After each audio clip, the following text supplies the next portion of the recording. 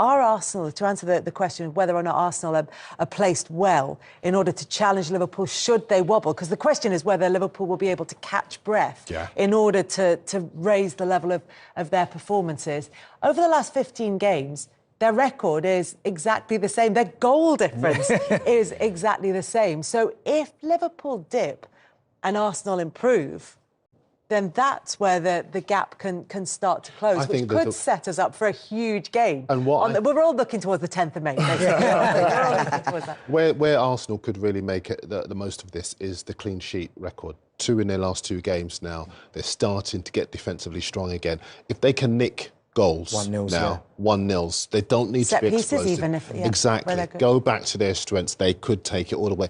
Liverpool are conceding each of their last 4 home games. They're not as I know we've been nice about Virgil and all that, but Konate wasn't that convincing against Wolves.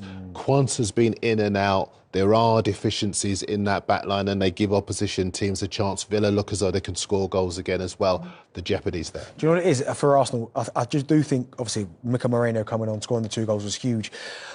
Arsenal so many times this season, and certainly without a recognised centre forward now, Havertz is not there, Saka's not too far away.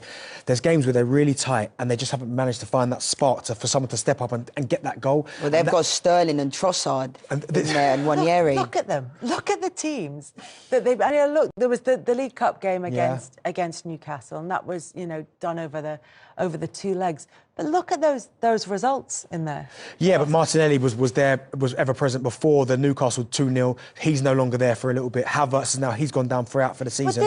But hang on. This is Havertz, who has been under real fire for not being able to finish. Superstar. This is Kai Havertz. Suddenly he's got injured, and it's like, well, that's it now. There's no Kai Havertz. No, but it's just another body. The problem, and now he's the solution. Now he's the solution. But no, it's just another body, and he has scored important goals this season. But when you then remove him, and then you remove Martinelli, Saka's not there.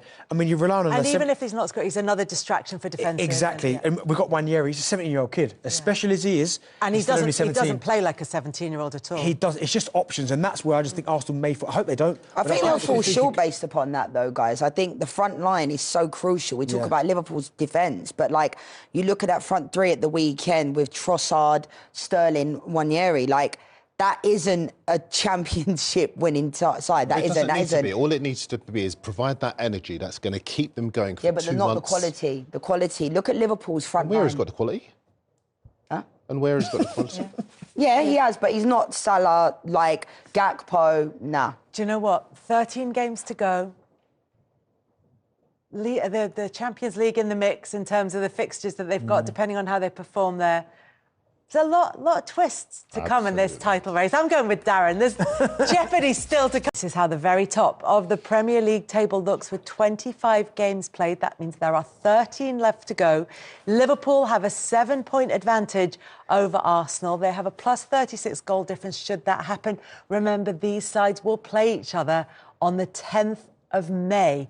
Very deep into the season with just 2 more games left to play after that. So it's just all bubbling away quite nicely because although that gap is at 7 points at the moment and that looks like a pretty healthy gap, that was not a convincing performance from Liverpool, and it comes off the back of the defeat by Plymouth in the FA Cup. It comes off the back of that late equaliser in an emotionally exhausting last Merseyside derby at Goodison Park in midweek, and they look like they were running on fumes against Wolves. Do you know, for everything you've just said there, I just feel that's why I feel they're going to be the champions, because they're not playing well and they're still getting results, and I think that's the problem almost at the minute. Doesn't there come a point where results catch up with performances? No, because I feel like their performances will go up again. I think this is just their blip kind of situation. Where, listen, they might get beat here, they might get beat there, but I just feel with Liverpool, the firepower they've got, they're not necessarily planned that well, but they're still getting results.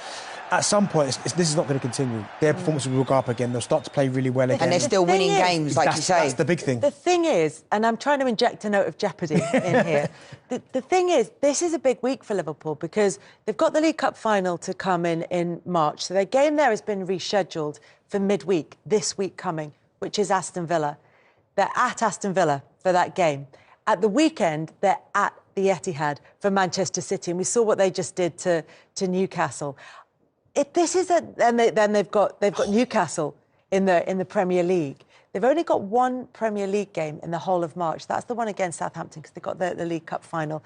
And then it's a Merseyside derby. And yes, this one is at Anfield, so it doesn't come with quite that emotional kind of chaos that we saw in the one at Goodison. They're not easy. I mean, OK, Southampton at home, you would think with Southampton's performances this season should be all right.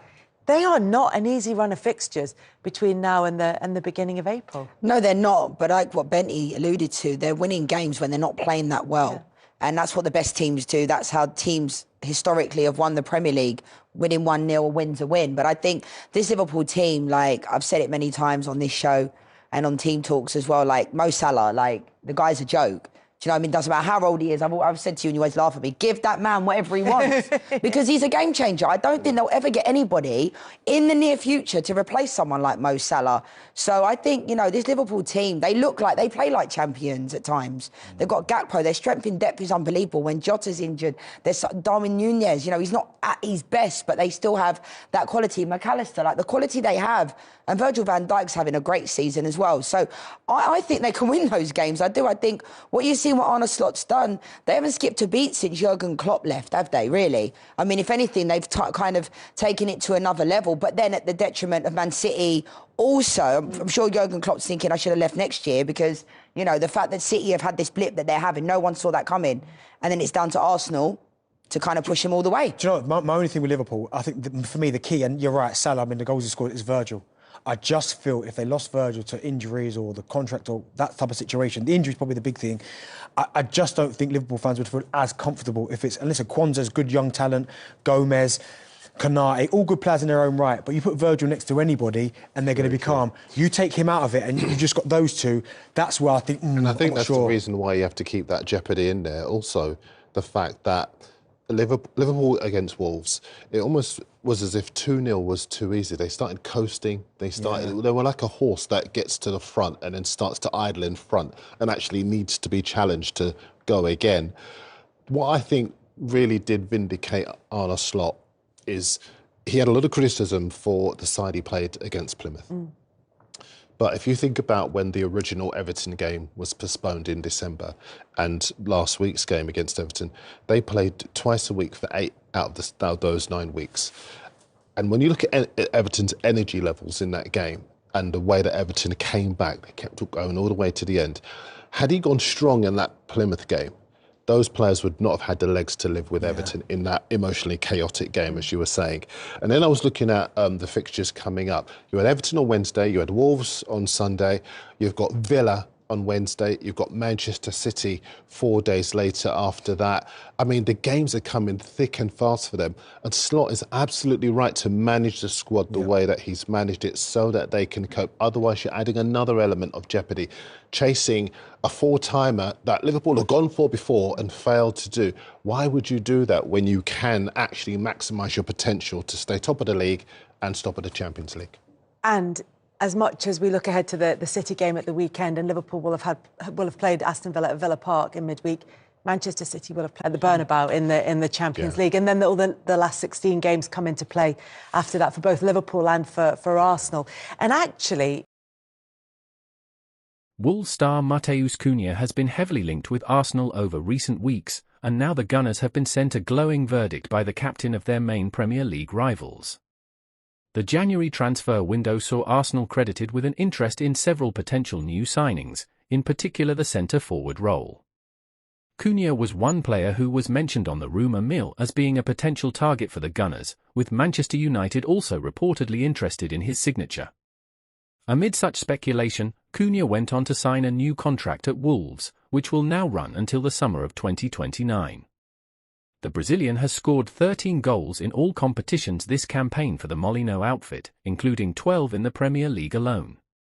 It remains to be seen if Cunha will remain an Arsenal target heading into the summer. The 25-year-old indid himself to Gunners fans when he scored against Liverpool on Sunday afternoon as the title race continued. Liverpool captain Virgil van Dijk has since praised the Wolves star, with the centre-back's comments potentially being of interest to Arsenal. "We'd love to dominate for the full 90 minutes, but it's the Premier League and Wolves can punish you and create dangerous moments against you. It says a lot we kept fighting and kept going and got the 3 points, Liverpool captain Van Dijk told Match of the Day for BBC Sport. Today showed at times that when we have the ball you can exploit it as well. Matheus Cunha was a danger man for them today, we had to be aware of. Unfortunately he scored, but we kept them to that.